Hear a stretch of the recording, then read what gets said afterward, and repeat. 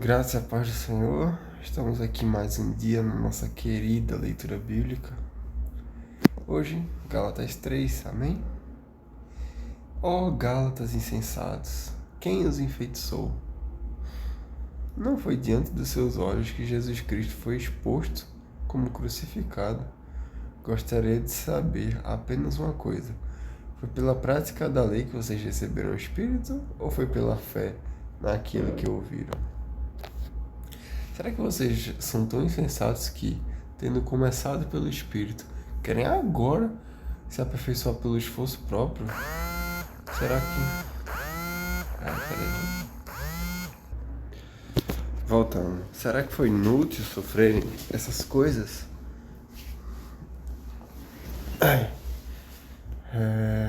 Se é que foi inútil, aquele que dá o seu Espírito e opera milagres entre vocês, realiza essas coisas pela prática da lei ou pela fé com a qual receberam a palavra? Pela fé, né? Pode ver que esse debate aí de fé e palavra, fé e obediência à lei, ela se completa. Uma coisa não elimina a outra, mas aqui esse debate era muito comum.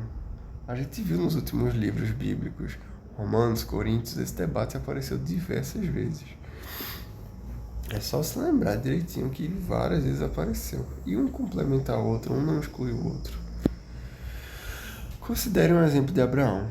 Ele creu em Deus e isso lhe foi acreditado como justiça. Estejam certos, portanto, de que os que são da fé é que são os filhos de Abraão, prevendo a Escritura que Deus justificaria os gentios pela fé. Prevendo a Escritura que Deus justificaria os gentios pela fé, anunciou primeiro as boas novas a Abraão. Por meio de vocês, todas as nações serão abençoadas. Assim, os que são da fé são abençoados por Abraão, homem de fé.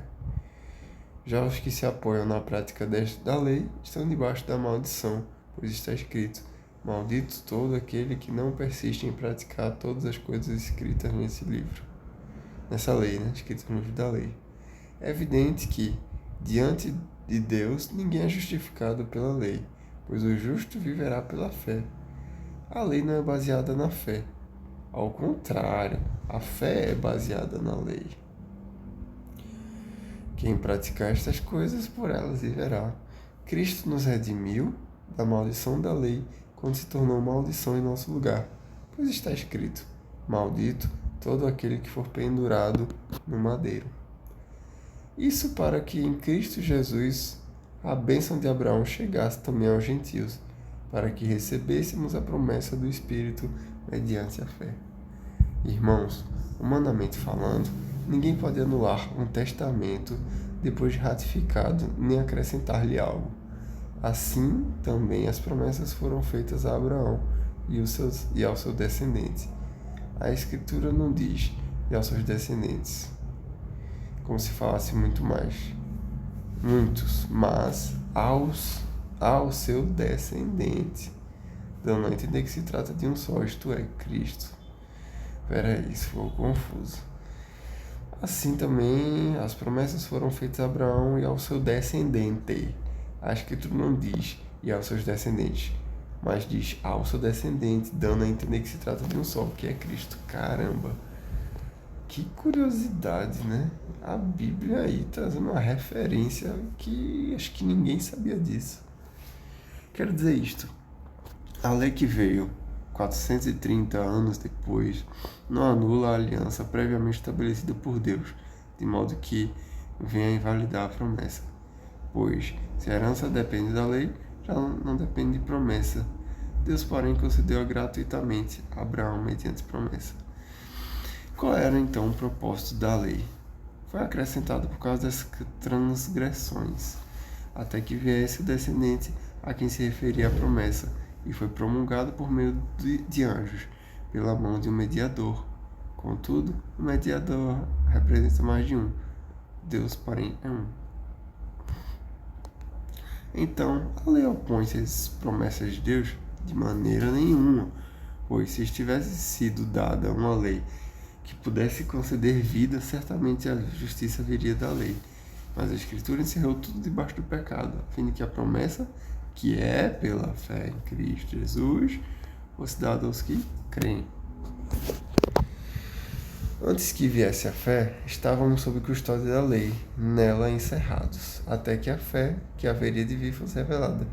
Assim a lei foi o nosso tutor até Cristo, para que fôssemos justificados pela fé. Agora, porém, tendo chegado à fé, já não estamos mais sob controle do tutor. Aqui resume tudo, tá? Toda essa pauta aí que a gente comentou. Todos vocês são filhos de Deus mediante a fé em Cristo Jesus, pois os que em Cristo foram batizados, de Cristo se revestiram.